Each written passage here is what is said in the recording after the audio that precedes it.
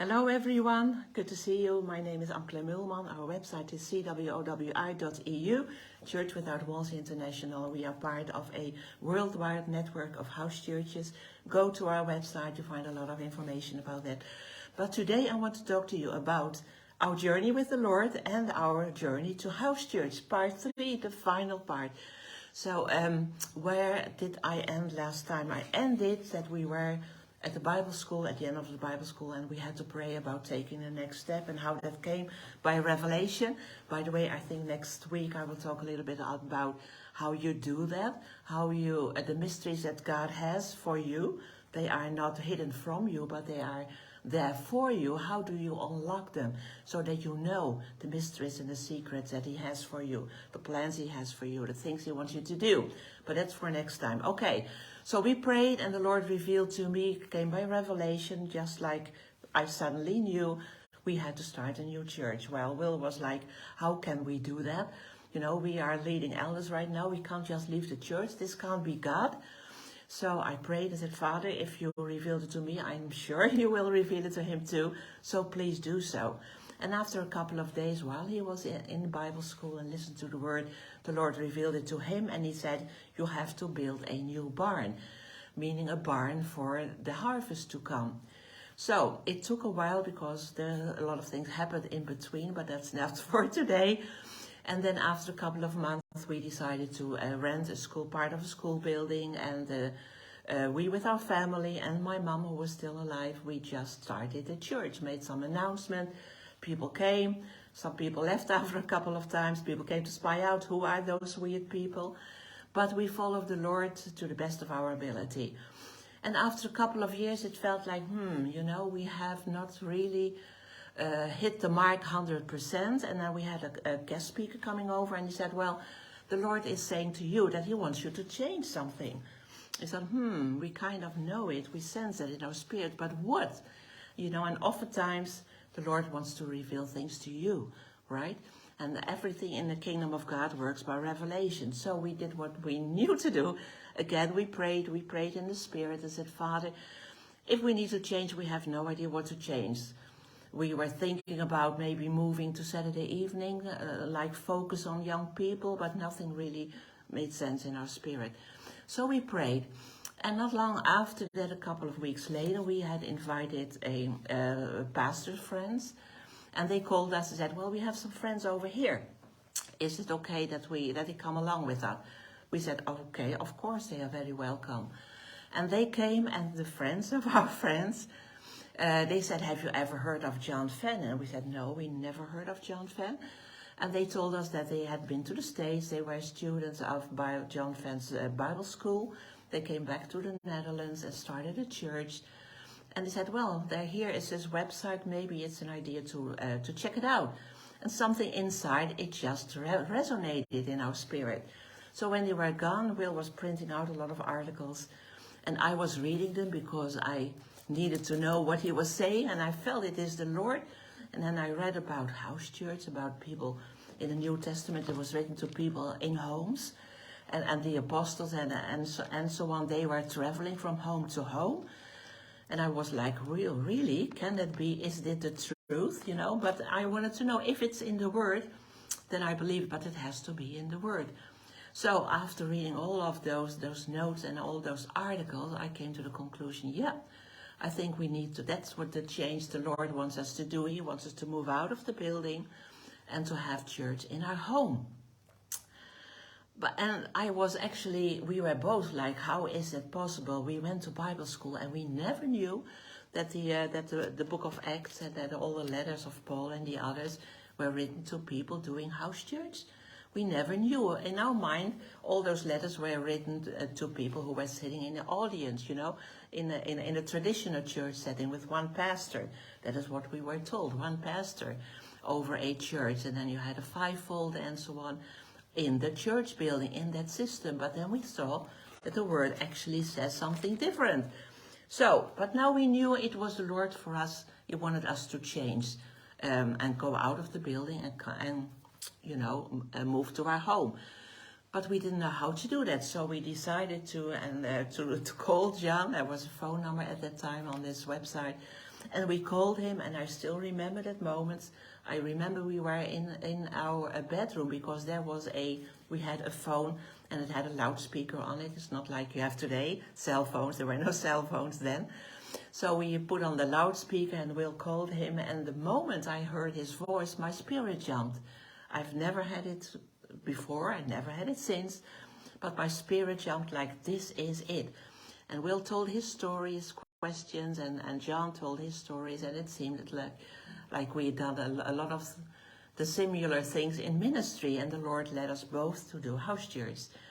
So yeah, we called him a couple of times on Saturday morning, I believe, and then we said, well, we really want you to come over to the Netherlands and help us make the transition and tell the people about house church. So he did. He and his wife Barb came. We rented a bigger building, and we invited friends that we knew from the Netherlands, the people from our house church. And John started to explain his journey, what the word says about house church. And that was actually the beginning of our journey into house church. And it felt so normal, it felt so right. And I still remember the first time that we moved out of the building and came to our home, and you think, oh, the people in your church, were they okay? Well, we had a lot of young people, and they were okay. They were like, yeah, house church, well, okay, let's go for it. So they joined us. There was one lady, she was a bit older, and she decided to join another church, which was okay. So about the moment we had a Sunday morning service for the first time in our home, the Lord said, see, this is what I meant. And then I have to refer to what he told me years before it, maybe 6, 7 years before that, when we had a youth meeting in our home. And the Lord said, see, this is what I want you, this is what you are going to do. And I didn't understand it at that time, because I thought it was about having young people in our home. But the Lord was talking about having church in your home. So the moment we were there, I said, see, this is what I meant. And it totally makes sense. And it really felt like coming home. It felt like this is what we were born for. This is what the Lord wanted us to do. And we have done house church many, many years since then. It was a great journey. We had to learn a lot of things. So we are still the mindset of the traditional church. Like on Sunday you go to church, Sunday evening there's a meeting. Wednesday, there you have prayer or Bible school or Bible study meeting. So we started to do a prayer and Bible study on Wednesday evening. But the young people came, and they had busy jobs, and they were tired, and they were yawning, and they almost fell asleep. And there was just no anointing on those Wednesday evening prayer meetings. So we thought, okay, maybe it's okay to skip it, all right? But what do you do during the week? So normally, especially when you are leading elder in a church, there are a lot of meetings during the week, a lot of things to discuss. So almost every evening was like filled. And now there was nothing during the week. Like on Monday, we were sitting there and saying, okay, what do we have today? Nothing. Wednesday, nothing. Thursday, nothing. And that was strange, and it felt a little bit bored at first. But it also felt really good. But the Lord had to teach us about it. It's okay. It's okay not to be so busy with ministry, but just to focus on the Lord yourself. And now you have to really get to know Him. Not get to know Him through the system, but get to know Him. And it was a whole learning process. I still remember one of the persons we had in our church. He was a really evangelist. He liked to go out on the street. And then he said, okay, let's all together go out on the street on Saturday morning, but it's not us, it's not me to go out on the street. And we said, if you want to do that, you are welcome, you could do so. Ask some people who want to do that to join you, but do not make it a program, like we all have to do that. And he was he didn't understand it. I think later on he understood it. We had to learn a lot of other things. When you have people in your home, when you have young families in your home, they are guests in your home, right? And I still remember we had some family, a young family, had 3 or 4 young kids. They were used in their home to jump on the couch, to do whatever they wanted to do. And then they came to our home, and they jumped on the couches, and they did all those things, which was like, what are you doing? So we had to ask the parents, please tell them not to do that. And they were upset because it was okay in their home. Are we just one family? Yes, we are one family, but we have different rules in our family than you probably have in your family. So that was a lot of things to learn, and to how do you address people, how do you do that. After having done a house church, I think we started in 2010, if I am right, well, in between John came like every year, and usually for a couple of days. So we had Saturday conferences. We invited people from everywhere. They came from the Netherlands.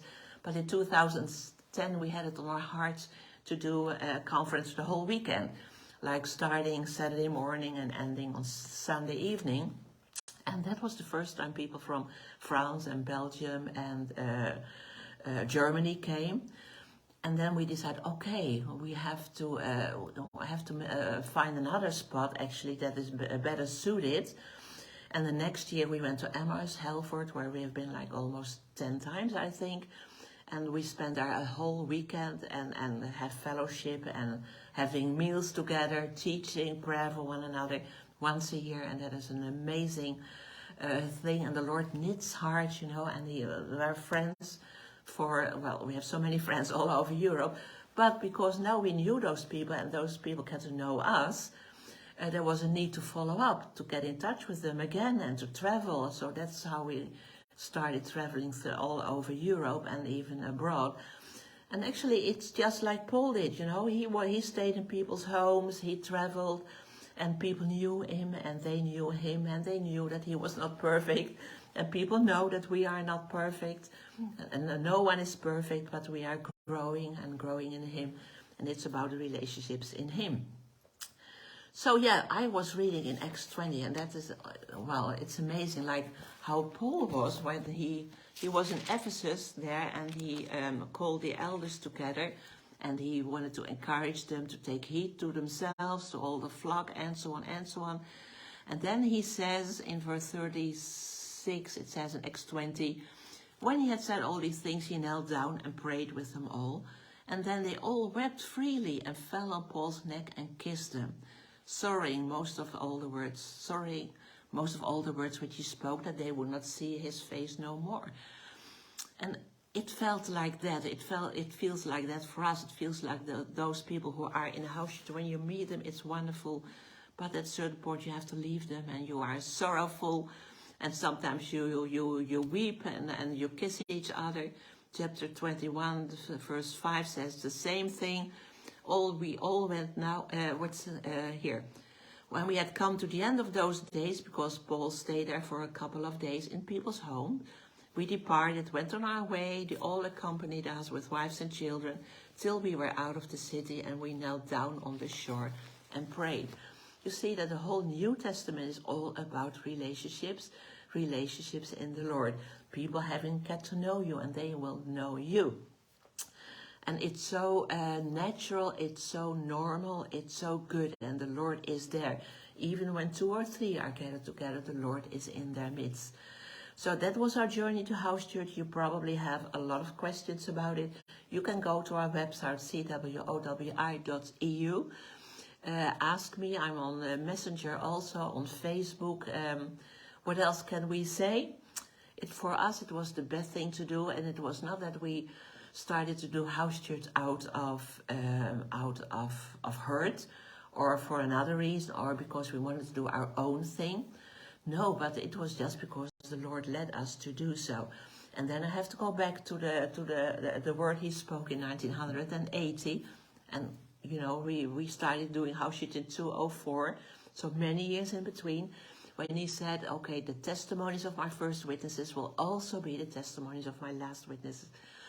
And then I understood, okay, what they saw in the book of Acts, what they experienced, it came out of that close connection, out of those churches, those homes where the people knew one another, where they loved one another, where they took care of one another, where the presence of the Lord was. And out of that, the Lord could do those miracles. I hope it has been a blessing, and see you next time. Bye-bye.